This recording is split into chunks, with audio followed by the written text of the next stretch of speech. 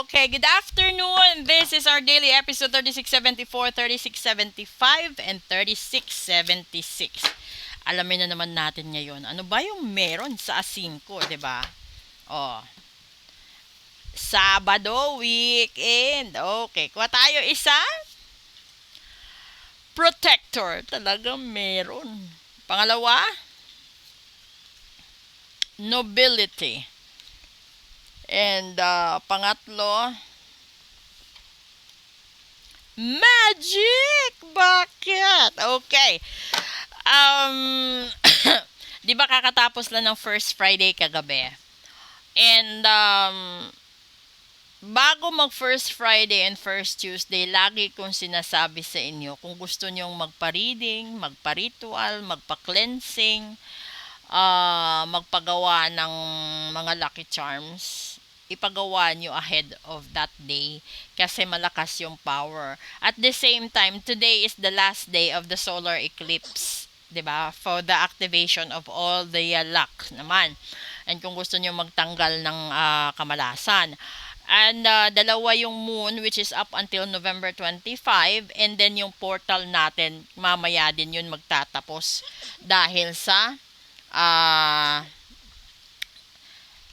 tawag nito sa alignment ng buwan. Okay? So ngayon, sinasabi dito sa mga tao na wala pang hindi pa nakapagpa-cleansing, sa mga taong hindi pa nakapagpa-ritual, hindi pa nakatanggal ng kamalasan sa buhay nila, kailangan mo yung protector mo. The protector itself is yun na yun, kung ano man yung meron sa buhay mo ngayon na nagbibigay sila na bagabag. Yung nobility naman, this is the part wherein you have to celebrate, no? Halimbawa, mabigat yung loob mo, yung parang pakiramdam mo exhausted ka na, tapos ginagawa mo naman yung lahat, bakit inaabuso ka sa larangan naman ng pag-ibig, bakit kapag kailan pa talagang nandun ka na sa mood na gusto mo nang mag-settle down, tsaka nangyayari yung mga sitwasyon na ikinakasama ng loob mo. Tapos nawawala ka dito, nawawala ka sa punto na nagiging masaya ka, masagana ka, malusog ka dahil sa mga problema. And then dahil dito sa middle card, hindi mo na nagagawa yung pagiging kalmado mong tao. At dahil dito sa third card na merong magic na nangyayari.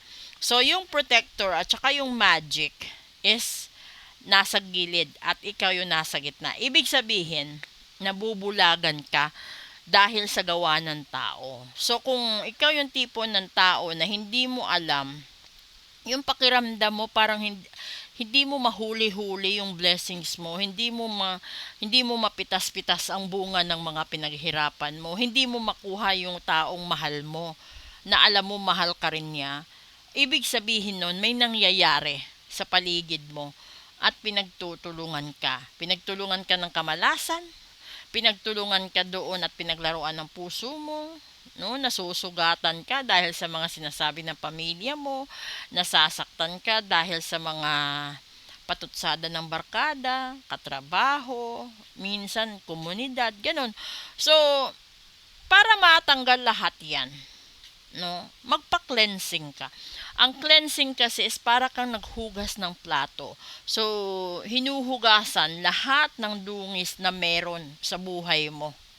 Kasi karmic cycle ngayon, kung ano yung ginawa mo for the past 10 years, yun yung mangyayari sa'yo. Yun yung karma mo. Halimbawa, pinaglaruan mo ang puso or damdamin ng isang tao. Sa loob ng 10 taon, may 4 o 5 tao kang pinaglaruan ang puso. 'Di ba? O ngayon, yan yung karma mo. 'Di ba? Mamalasin ka sa lahat ng taong mamahalin mong ng tunay dahil yan ang karma mo. Ngayon, kung napunta naman sa finances, kung nanloko ka ng tao, yan din yung karma mo. Lahat ng mahahawakan mo na pera, dadaloy lang palabas na parang tubig. You will never be able to save it. Sa kalusugan din naman, kung meron kang mga tao na sinaktan, no? Kung meron kang mga tao na hindi mo inalagaan, hindi mo binigyan ng panahon, magkakasakit ka din dun. Kasi lalong-lalo na kung yung taong yun ay namatay na. 'Di ba? Paano mo pa siya aalagaan kung namatay na, 'di ba? Ang ano pa ba yung magandang example? Ito din sa kumpanya. Kung ilang beses ka tinanggap ng mga kumpanya, and then paulit-ulit ka, halimbawa yung record mo dun sa unang kumpanya, ang hilig mong umabsent, minsan overpricing, minsan overloading, minsan ang dami, 'di ba? Ang dami mong violations.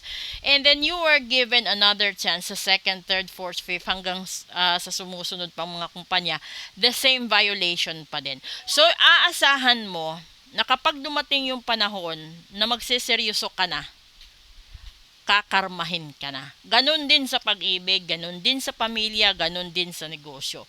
Kung kailan mo pagpapasyahan na magseseryoso ka na magiging mabuti ka na, kakarmahin ka. So, kung ikaw yung tipo ng tao na ayaw mo magpa-ritual, ayaw mo magpa-reading, ibig sabihin, natatakot kang malaman ang katotohanan. Kasi, sa ritual, sa reading lalabas lahat ng warning. Sa ritual lalabas lahat ng katotohanan. So kung meron kang duda sa asawa mo at ayaw niya magsalita, ayaw mo rin siyang kumprontahin kasi natatakot ka baka mag-away at magkahiwalay kayo, idaan mo na lang sa ritual para malaman mo lahat.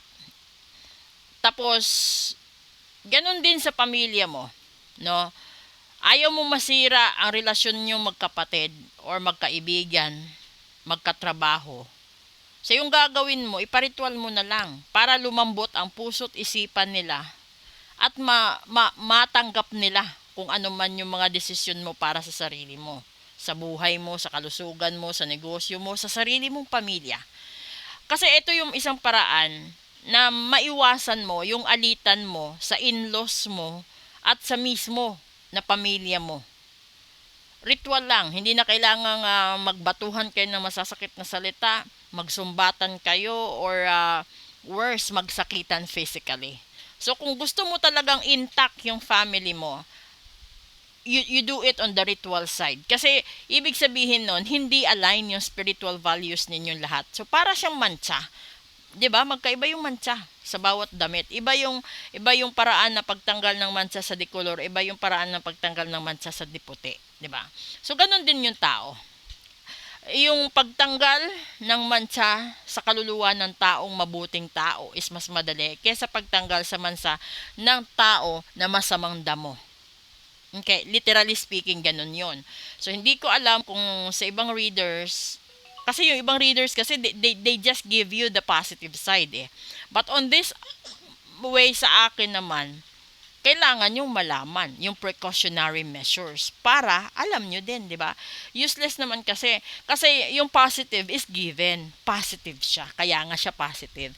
Pero ang dapat mong alamin sa buhay yung negative para mapaghandaan mo.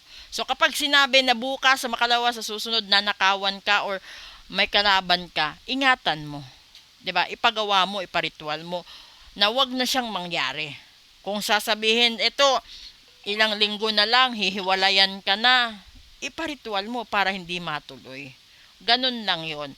So, kung hindi mo naman pinagawa at nangyari, wala na, 'di ba? Anong silbi pa? So, sasabihin mo ngayon, ito, nangyari na. Wala na, o 'di ba? Kesa naman sana kung ginawa mo yung ritual una, hindi nangyari lahat ng kamalasan at kabulastugan sa buhay mo. Minsan kasi, kadalasan, yung ugali ng Pinoy ganyan. Aantayin pa talagang madidisgrasya at saka magpapagamot, tsaka magpagawa ng solusyon. But di mo gawin habang wala pang problema.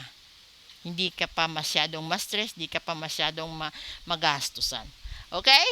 Thank you!